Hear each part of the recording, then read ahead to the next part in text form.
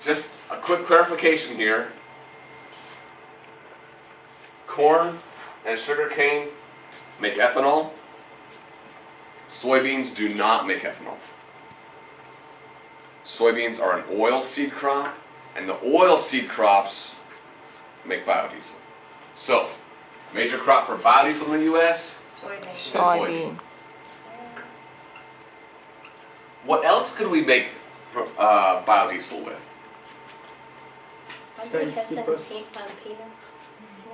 Peanut oil. Sunflower. Sunflower. Skyscrapers. I'm not understanding. Those skyscrapers. The glass. Oh, skyscraper? No. We'll get to that in a minute though. Canola. Canola. And I think Dr. Humphrey was talking about another seed crop. Camelina.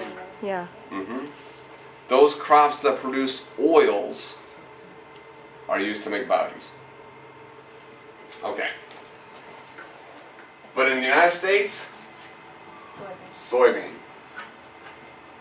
Why soybean?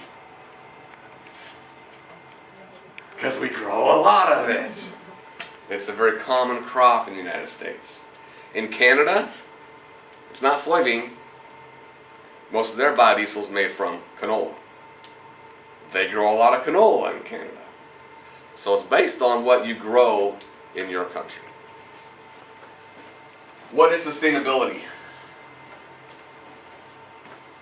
Long term. How long it stays, how long it stays usable. Okay. How long it's usable, like its life cycle, how long it takes, how long it's good for.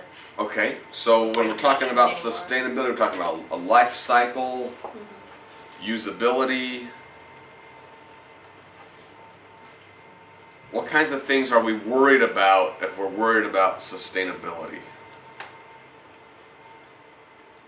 Like of soybeans or? In general, the sustainability of your financial well-being is based on, will there be enough long-term? So the amount, she said cost. Okay. I was thinking sustainability of the crop. I don't know why. And I was thinking like climate, soil, how much rain we get. Yeah. All of that. That's all less rain, more irrigation, more money. So the environment degradation, like how much impact on the environment? Impact on the environment is a critical issue. So when I think about sustainability, I think about three things. I think about the environmental impact. I think about the social implications and the economy. So let's say let's talk a little bit about agricultural sustainability. We want to grow a new crop called camelina. That's a new crop. Dr. Humphreys talked to you about that a little bit. What's going to make it sustainable? It's going to have to be cheaper in cost to grow. It's going to have to make money. If you can't make money growing camelina, you're not going to grow it. So unless the economics is there, it's not going to be sustainable. And then it's supposed to replace winter wheat, so it still has to do with the environment and how the climate. Yep. And so we've got to worry about the environmental implications, both the environmental inputs that we need and the environmental implications of our practices. If growing camelina ruins our soil, well, that's not going to be sustainable because we will ruin our resource. And we don't want to do that. Because once it's ruined, well, no, we can't grow it anymore. So that's not sustainable. How about social implications? Can it be used? Is there a market for it? Can it be used? Will people buy it? Do people like it? What if all of your neighbors, you decide to grow camelina, all of your neighbors around you are going, nah, we don't want you to grow that, we don't want you to grow that. And they start, I don't know, sabotaging your equipment, or, you know, social implications are big. What if they were your friends and now don't want to even talk to you because you're growing camelina? Now, is that likely? No, but stranger things have happened. Stranger things have happened. So the social part of it is important as well. And so sustainability is the long-term usability of something without causing harm to something else that can then go on for a very long time. When we're talking about sustainability, we need to be thinking about 100 years from now, 200 years from now. Is it still going to be doable? Will our grandchildren and great-grandchildren be able to continue doing this?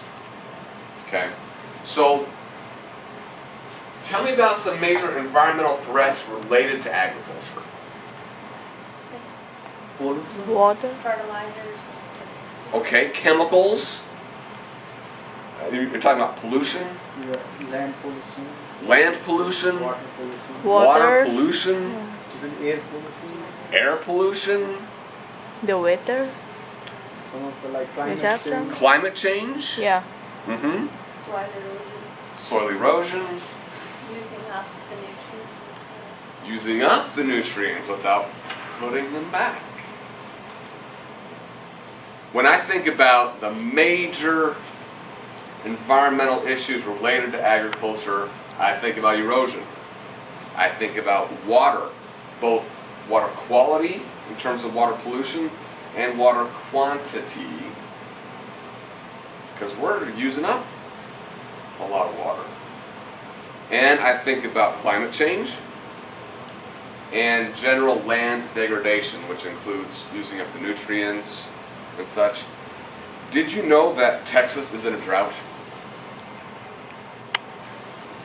There are parts of Texas that have had 2 inches of rain, 5 centimeters of rain since October 1st. Okay? Yes, it is. What implication does that have?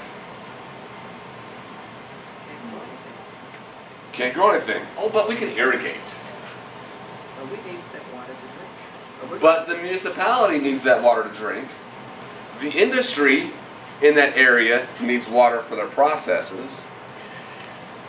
I was reading in the newspaper on Sunday, because in this area of Texas, there's a lot of agriculture, and there's a lot of what's called fracking, which is going into the shale and extracting the oil from the shale to then produce oil and gasoline.